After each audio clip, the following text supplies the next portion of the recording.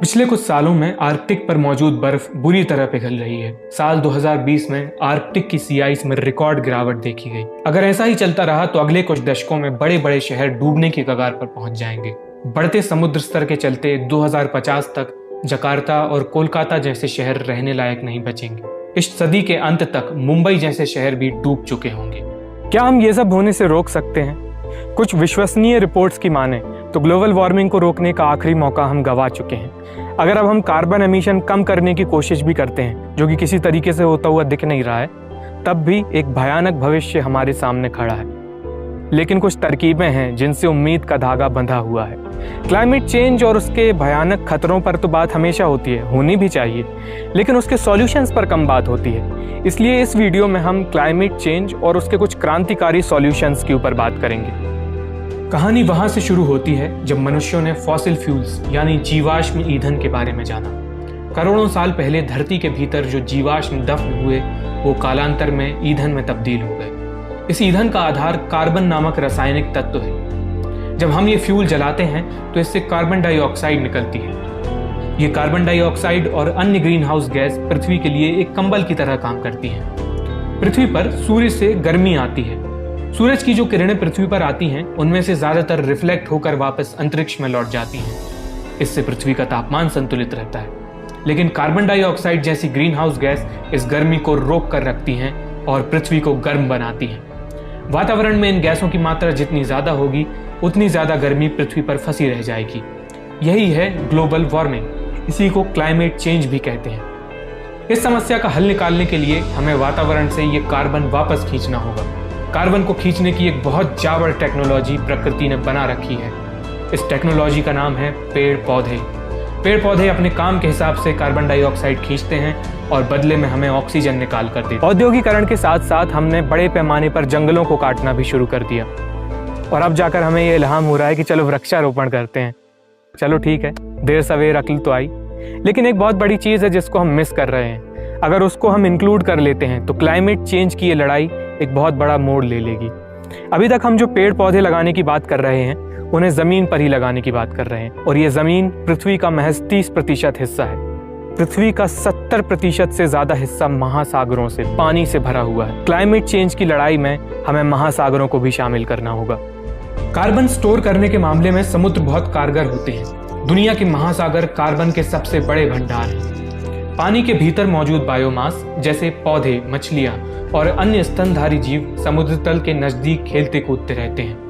ये बायोमास वातावरण से अच्छा खासा कार्बन बटोरता है और मृत्यु के बाद इनके अवशेष समुद्र की गहराई में दफन हो जाते हैं। इनके साथ कार्बन की भारी मात्रा भी वहां दबकर रह जाती है। महासागर तो ये काम लाखों करोड़ों सालों से करते आ रहे थे, लेकिन मानव गतिविधियों के चलते इन महासागरों के इकोसिस्टम की ऐसी तैसी हो रखी है। ये पहले के मुकाबले ज़्यादा गर्म हो चुके हैं और कई इलाकों में ये अत्यधिक एसिडिक हो चुके हैं। इससे वहाँ का जीवन बुरी तरह प्रभावित हुआ है और अब ये अच्छे खासे फलने फूलने वाले महासागर वीरान से हो गए हैं। अब आगे क्या करना है? आगे हमें ये करना है कि इन महासागरों में दोबारा जान फूंकनी होगी। लेकिन ये कैसे होगा? कैसे इन्हें इस तरह दोबारा बनाया जाए कि ये कार्बन खींचने लगे वायुमंडल से? इसके लिए जो सबसे पॉपुलर तरीका है वो है फाइटोप्लैंक्टन। फाइटोप्लैंक्टन माइक्रोस्कोपिक जीव होते हैं, बहुत ही छोटे। ये हमें आंखों से दिखाई नहीं देते, लेकिन इन्हें समुद्र की फूड चेन की बुनियाद माना जाता है। अगर कहीं ये ना हो तो वहां के खाने पीने की फूड चेन डिस्टर्ब हो जाएगी और वहां से दूसरे बड़े जीव भी लुप्त होने लगते हैं। मानव गतिविधियों की वजह से इनकी आबादी बहुत तेजी से गिरी है। पिछली सदी में जितने फाइटोप्लैंक्टन हुआ करते थे, अब महज उसकी आधी आबादी बची है। हमने महासागरों से उसके भोजन की बुनियाद छीन ली है। अगर हमें ओशियन बायोमास रिस्टोर करना है तो जल्दी से जल्दी फाइटोप्लैंक्टन पुनर्विकास योजना जैसा कुछ लाना होगा, और ये करने के लिए लोहा खर्च करना होगा। लिटरली यहाँ पर आयरन की बात हो रही है, आयरन की जरूरत पड़ेगी। आयरन डस्ट की मदद से महासागरों में दोबारा फाइटोप्लैंक्टन फलने फूलने लगते हैं। इंटरेस्टिंग ये देखना है कि कितने आयरन की जरूरत होगी इसके लिए। एक दवा की टैबलेट जितनी मात्रा के आयरन से स्विमिंग पूल जितने साइज के पानी में भरपूर क्रांति आ सकती है। आयरन फर्टिलाइजेशन टेक्निक पेश करने वाले वैज्ञानिक ने बड़ा दिलचस्प दावा किया था। उन्होंने कहा कि मुझे एक हाफ टैंकर भर के आयरन दे दो, मैं तुम्हें आइस एज में पहुंचा दूंगा। उनका कहने का मतलब ये था कि इस टेक्निक से ग्लोबल वार्मिंग को रिवर्स किया जा सकता है, लेकिन ये इतना सिंपल भी नहीं है। अगर ये सिंपल होता तो हम अब तक इसे कर चुके होते। महासागरों से जो हम एक और मदद ले सकते हैं, उसके लिए हमें आर्कटिक की ओर रुख करना होगा।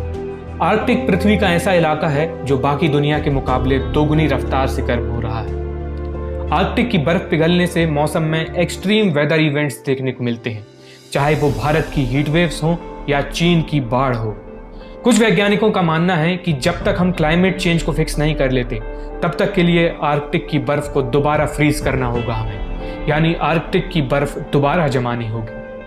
इसे रीफ्रीजिंग द आर्कटिक कहते हैं। इससे इन एक्सट्रीम वेदर इवेंट से कुछ समय के लिए छुटकारा मिल जाएगा, लेकिन सवाल यह है कि आर्कटिक की बर्फ को फ्रीज कैसे किया जाए। ऐसा करने की एक टेक्निक बादलों से छेड़खानी करने पर आधारित है। प्लान यह है कि आर्कटिक के आसपास बड़ी बड़ी चिमनी जैसे टावर लगाए जाएं।